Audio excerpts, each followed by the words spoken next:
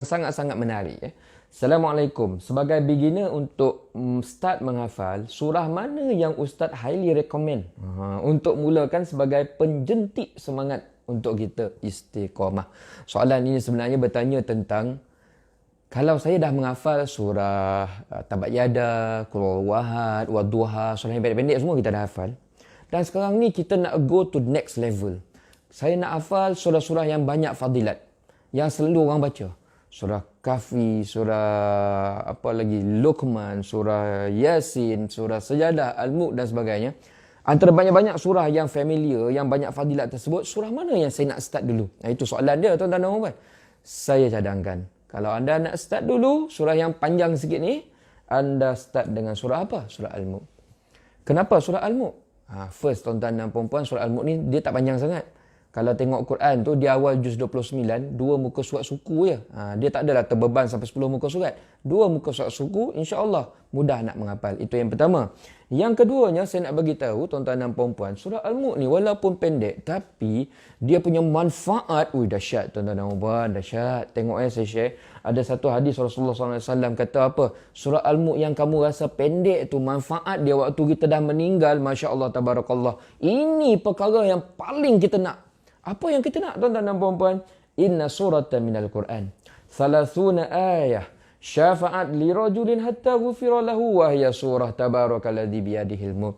Kata Rasul, ada satu surah dalam Al-Quran, ada 30 ayat, dia tak banyak. Surah Mulk lah tu. Ya, walaupun pendek, syafa'at li rajulin hatta ghufira lahu. Hari kiamat nanti, dia boleh datang sebagai pengguam bela, dia defend kita, dia akan minta pada Allah Subhanahu Wa Taala, ya Allah, ini sahabat saya, nama dia siapa? Si Fulan bin Si Fulan.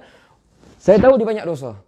Saya tahu dia ni kalau nak masuk ke syurga tu mungkin ada problem, ya Allah. Tapi waktu dia masih hidup suatu ketika dulu, dia selalu baca saya. Dia hafal saya. Tiap-tiap hari dia baca, sebelum tidur dia baca, waktu dalam solat dia baca, dia kawan karib dengan saya. Hari ini saya nak minta kepadamu, ya Allah, tolong ampunkan dosanya. Tuan-tuan dan puan-puan, itu manfaat surah Al-Mulk tu. Di mana dia boleh teman kita, bukan setakat teman, dia defend kita.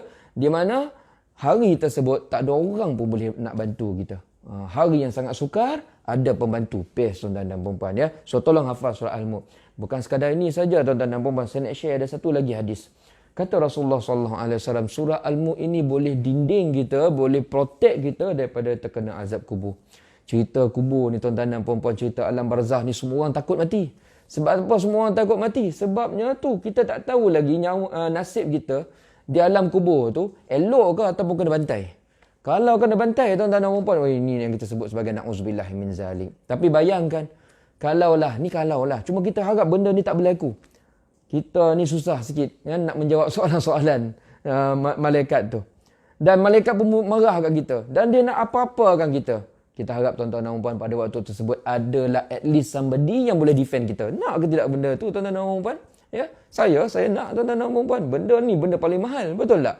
Ada orang nak kacau kita ataupun ada malaikat nak ganggu kita, tiba-tiba pum, dia halang. Oh, best. Nama dia apa? Surah Al-Mulk.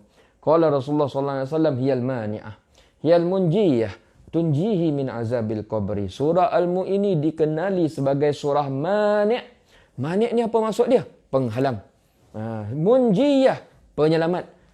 Tunjihi min azabil qabri. Dia boleh menyelamatkan orang yang selalu baca, selalu bersahabat dengannya daripada apa? Tuh terang Rasul cakap, daripada azab kubur. Tuan-tuan dan puan-puan, ya, ini berita dalam keadaan future tense. Tapi benda ni diberitahu kepada kita sekarang present tense.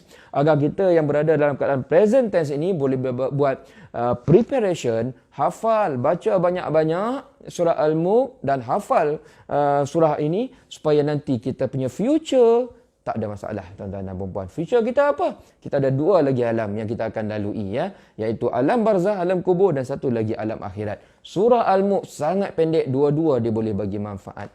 Terpulang pada kita sekarang, saya sampaikan jawapan kepada anda. Semoga anda, ya, sama-sama kita dapat masukkan surah ini dalam ingatan kita, dalam kehidupan kita, insya-Allah.